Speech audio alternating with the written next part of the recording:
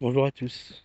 Donc aujourd'hui, on va enfin faire la vidéo de présentation de la Cubo G3 qui à peine arrivée a eu un souci, hein.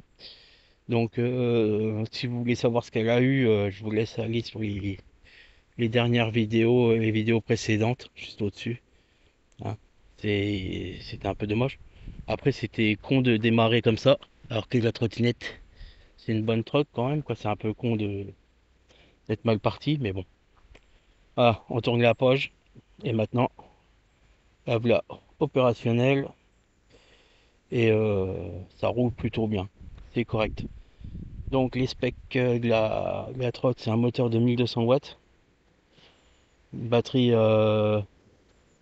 18 ampères, un chargeur 1,5. Bon, il est un peu, ça va, il fait le taf quand même, quoi.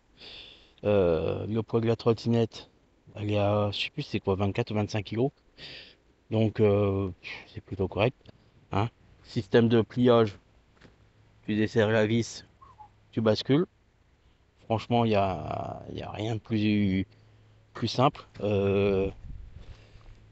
La poignée qui sert, c'est la sangle qui te sert à venir derrière le pied là, pour quand tu la transportes. Alors, ça fait un bruit du diable, hein. Alors moi, qu'est-ce que j'ai fait, c'est que tu mets un petit riselant, quelque chose derrière, tu vois, pour éviter parce que ça fait un bruit de ferraille sinon, tu vois. Et la sangle comme ça, elle est maintenue ici, tu vois, et là on l'entend plus. Alors, le compteur, il est digital dessus. On a la température. Alors là, je viens de changer le contrôleur réglé neuf. Là, je viens de rider pas mal, hein. Je suis à 67, 68 degrés au niveau de la. Je viens de me bouffer 6 ou 7 km. Je tape un cran de batterie. 54 volts, mais j'ai roulé comme un porc quand même. Il me reste 54. L'effort, c'est un peu bizarre. Parce que tu as une option quand tu appuies le premier écran. Merde, on va pas voir en pleine journée. Tu allumes que le phare arrière. Quand tu as le deuxième cran, tu allumes que les phares avant. Alors, les phares avant sont beaux. C'est pas super efficace, tu vois. T'as les deux phares avant. Et quand tu appuies, encore une fois, mode 2, t'as avant-arrière. Et mode 3, en fait, t'as les petits éclairages Kugo, là, qui s'éclairent aussi avec. Pour allumer les phares, tu peux aussi te servir d'ici, tu vois. Un appui ici, tu allumes les phares, là. Un appui, ça allume les phares. Voilà. Putain, la mise au point, bordel. Voilà. Parce que sinon, on va me faire un reproche, on va me dire encore que la vidéo elle est sombre, que je mets pas le produit en avant alors que c'était le produit SAV. Je parlais SAV. Là, voilà, tu la vois en plein jour, la trottinette. Tu vois. Bon. Alors, ensuite, quand tu restes appuyé sur mode, tu actives et désactives le. Putain, c'est pénible là, ça. Le régulateur de vitesse.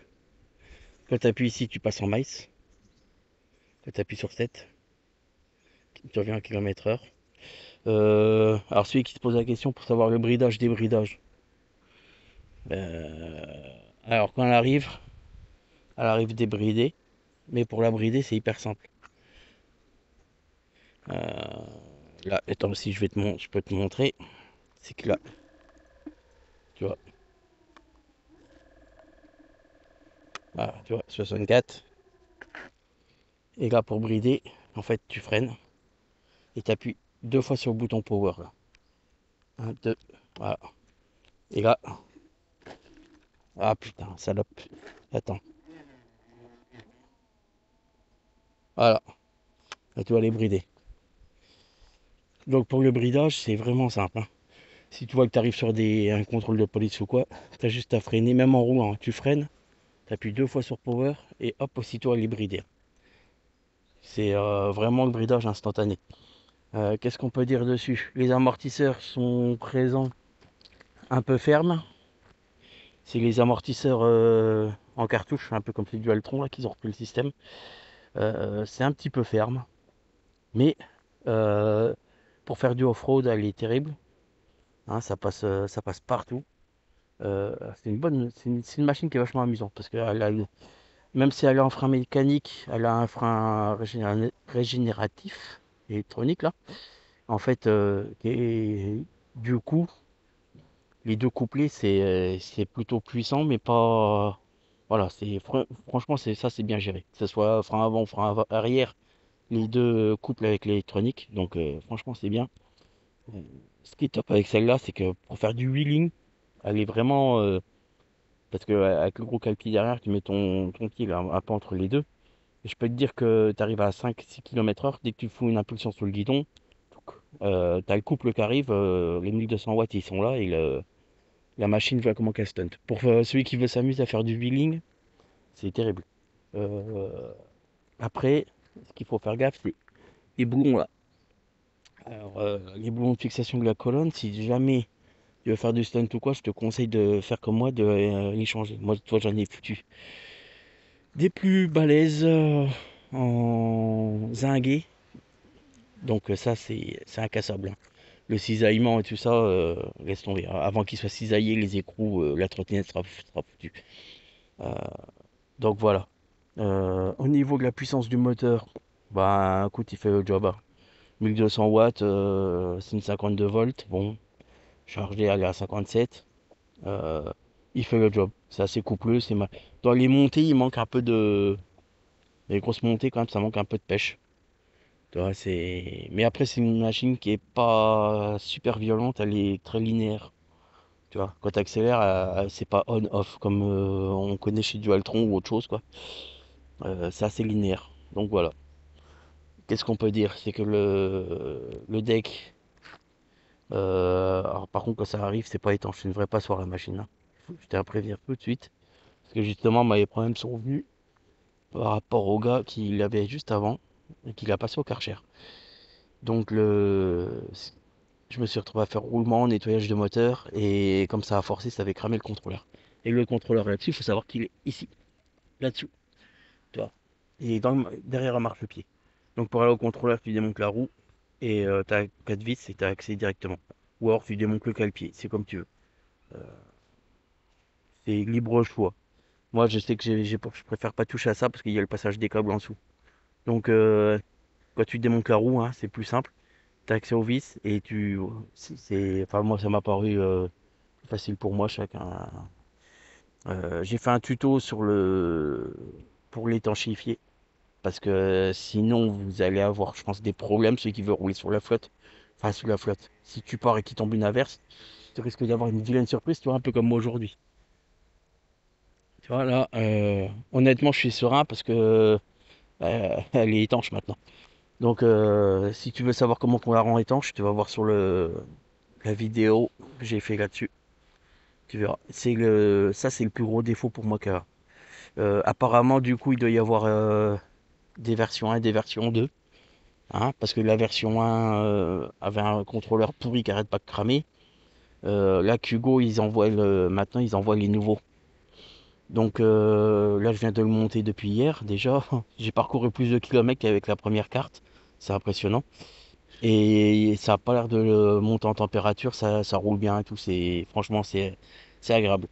Donc, si vous en achetez une et que vous venez avoir un souci, je sais que la Kugo, ils ont pris en SAV. Il y a un gars qui en a acheté une et qui est tombé en panne.